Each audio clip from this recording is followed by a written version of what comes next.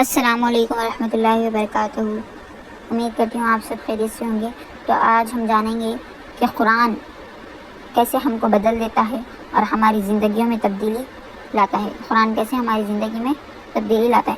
قرآن ہمارا نظریہ اور ہماری زندگی کو دیکھنے کا انداز بدل دیتا ہے۔ ہم اللہ سے اور اللہ کے بارے میں اچھا گمان رکھنے لگتے ہیں۔ ہم اچھائی اور برائی میں بنا کنفیوز ہوئے فرق کرنے لگتے ہیں۔ ہم مشکل وقت میں شکوے کی بجائے صبر کرنے لگتے ہیں۔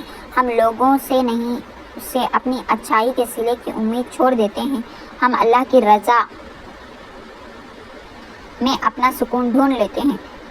یہاں پر جو ایک پوائنٹ ہے کہ ہم لوگوں سے اپنی اچھائی کے صلے کی امید چھوڑ دیتے ہیں، اس کا مطلب کہ ہم نیکی کرتے ہیں لیکن اس کا صلہ ہم رب سے طلب کرتے ہیں، نہ کہ اس کے بندوں سے۔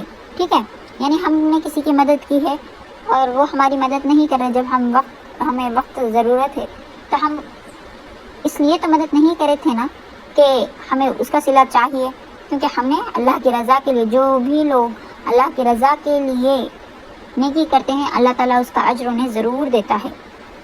ہم میں ان لوگوں کی غلطی کو غلط کہنے کی ہمت آ جاتی ہے جن سے ہمیں بہت محبت ہوتی ہے، کیونکہ قرآن ہمیں محبت میں ایمان سے اندھا ہونے نہیں دیتا۔ ہم اپنی غلطیوں اور گناہوں سے آگاہ ہونے لگتے ہیں اور پھر ہماری آگاہی ہمیں توبہ تک لے جاتی ہے۔ ہم ٹاکسک رشتوں سے باہر نکل آتے ہیں کیونکہ قرآن ہمیں ہمارے حقوق کا علم دے دیتا ہے اور ہم عقل و شعور والے ہو جاتے ہیں۔ ہماری پرائرٹیز، ترجیحات بدل جاتی ہیں۔ ہم اللہ کو سب سے اوپر اور اول رکھنے لگتے ہیں۔ ہم اپنی زندگی کے فیصلے دنیا کا سوچ کر نہیں بلکہ آخرت کا سوچ کر کرنے لگتے ہیں۔ ہم اپنے فیصلوں میں آزاد ہو جاتے ہیں۔ ہم اپنی چوائسز میں خود مختار ہو جاتے ہیں۔ ہم لوگوں کی فکر چھوڑ دیتے ہیں۔ ہم دنیا سے مانگنا چھوڑ دیتے ہیں۔ ہم دنیا کی محتاجی سے بری ہو جاتے ہیں۔ ہم عزت دار ہو جاتے ہیں۔ میٹیریلسٹک چیزوں سے ہماری دلچسپی ختم ہو جاتی ہے۔ ہمارے لیے سادہ چیزیں کافی ہو جاتی ہیں۔ ہم دوسروں کو انسان کی نظر سے دیکھنے لگتے ہیں۔ ہم جج والی کرسی سے دستبردار ہو جاتے ہیں۔ ہمیں عبادتیں بوجھ لگنا بند ہو جاتی ہیں۔ ہمارے لیے پھر سزے دنیا سے اسکیپ کا ذریعہ بن جاتے ہیں۔ ہم نفع و نقصان کا سوچے بغیر اللہ کے مطابق زندگی گزارنے لگتے ہیں۔ کون ہمیں برا کہہ رہا ہے اور کون بھلا، ساری فکریں ختم ہو جاتی ہیں۔ ہم اللہ کے ہو جاتے ہیں اور اللہ کی رضا ہماری رضا ہو جاتی ہے۔ سورہ نمبر 13 الرعد آیت نمبر 11 میں اللہ تعالیٰ فرماتے ہیں، بے شک اللہ کسی قوم کے حالات نہیں بدلتا جب تک کہ وہ خود نہیں بدل دیتے۔ اس کیفیت کو جوان کے